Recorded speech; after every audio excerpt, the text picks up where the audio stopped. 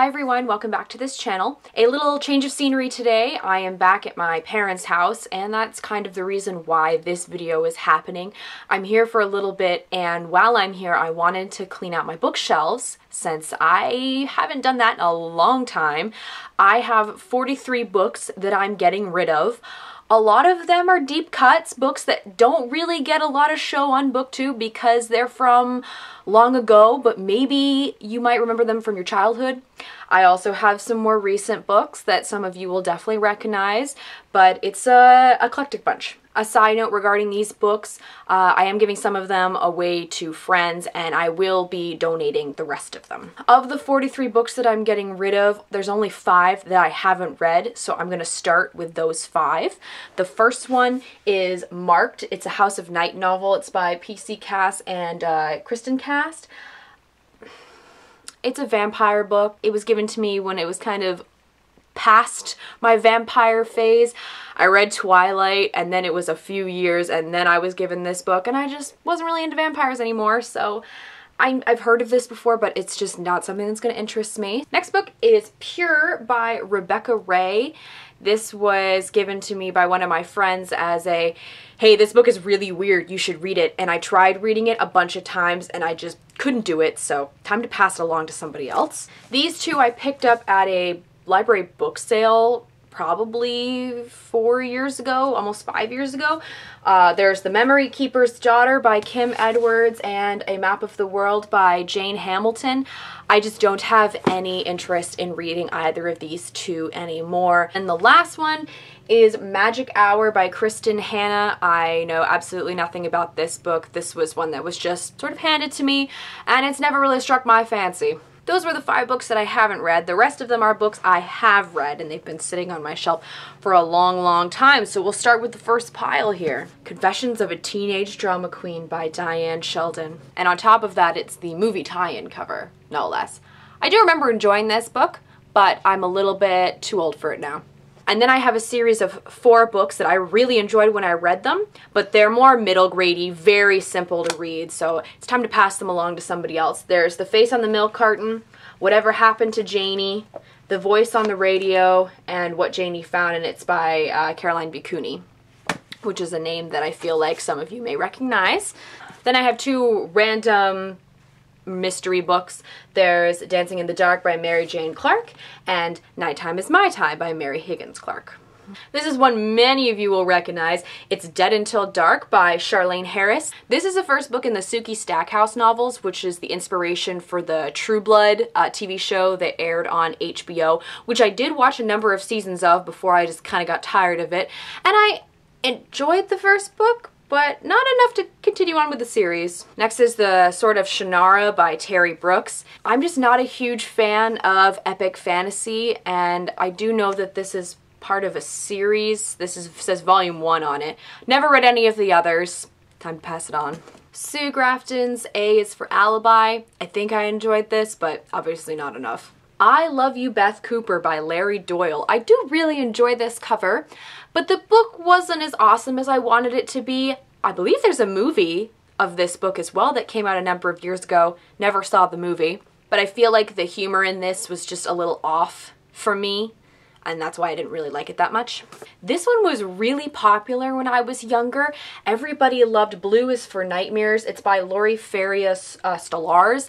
I guess this is part of a series where Blue is for Nightmares and then the other colors are for something else. I think it had to do with witches, and I think that's why everybody really liked it in middle school, because my group of friends kind of went through this whole witches are really awesome phase, and so everybody was saying, you should read this book, you should read it, and it was fun, but it didn't have the same impact on me as I think it did for a lot of other people. And then I have a couple more recent books here. We have The Merciless by Danielle Vega.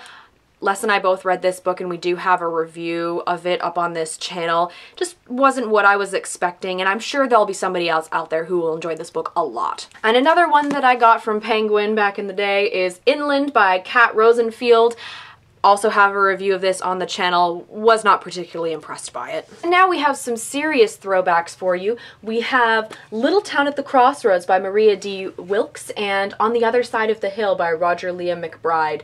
These are Little House books, so it's not the main Little House on the Prairie books. These are like offshoot books. Although they were fun, I'm sure, when I read them, I don't really have any emotional attachment to them like I do to the Little House on the Prairie books, so I'm gonna, pass them along. And then I have this awesome series, which is the Island series. The first one is Shipwreck, and then we have Survival, and then we have Escape, and they're all by Gordon Corman.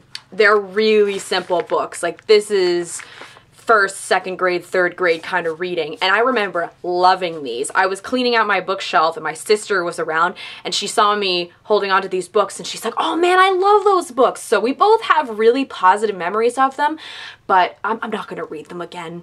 Like, somebody else is really gonna enjoy these. And then I do have one book from another series that he did, an Everest series. This one's called The Contest, and this one was cool too, but I don't have the whole series, so I might as well get rid of it. Now this one might be a little controversial. 13 Reasons Why by Jay Asher. This was one of the first books that I ever reviewed on this channel, and I was never that impressed with it. I didn't like it that much. This is just sort of a weird time that the 13 Reasons Why Netflix show just happens to be really popular. I had plans to get rid of this book for a long time. It just might be slightly bad timing, but it also could be really good timing because if I donate it, somebody else could pick this up and get a lot from it.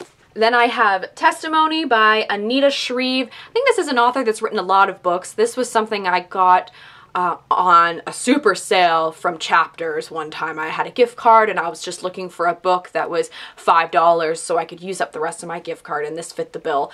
I believe it actually took place in a fictional town in Vermont, which was cool, but it wasn't that good. The next book is The Gathering by Anne Enright. Nothing really to say about this. I did not enjoy it. Then I have My Best Friend's Girl by Dorothy Coomson. I don't remember anything about this book, so I keep it. The Motel Life by Willie Vlotton. I just remember not really enjoying this book.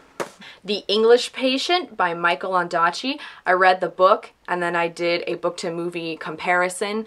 Was not a huge fan of either. And then I have this series here. It's the Ashtown Burials series.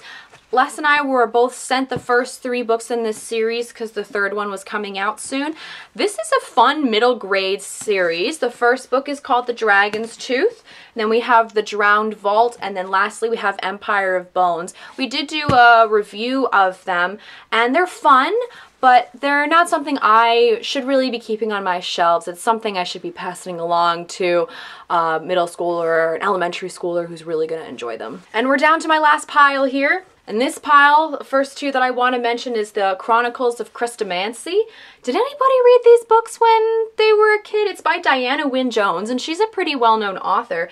I just remember really liking these because they were ginormous and they were fantasy, and I read a lot more fantasy when I was a kid. So the volume 1 has The Charmed Life and the Lives of Christopher Chant, and then the second one, volume 2, has The Magicians of Caprona and Witch Week.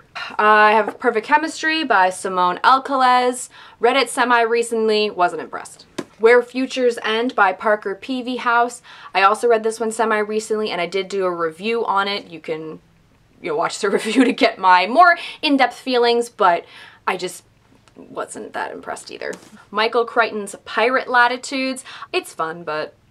Pompeii by Robert Harris. I believe I actually read this one with Les. It was one of those books that we read together back when we used to actually be in the same place at the same time. Not particularly memorable. This is another controversial one, I would say. The first book in the Chaos Walking series, The Knife of Never Letting Go by Patrick Ness. I do have a review of this on the channel as well. I read this one a long time ago, back when it was first really popular, and I just didn't like it that much. Never read the rest of the series, but I know there's a lot of people that love it out there, so I'm sure there's going to be some other kid that picks up this book and is going to like it more than me.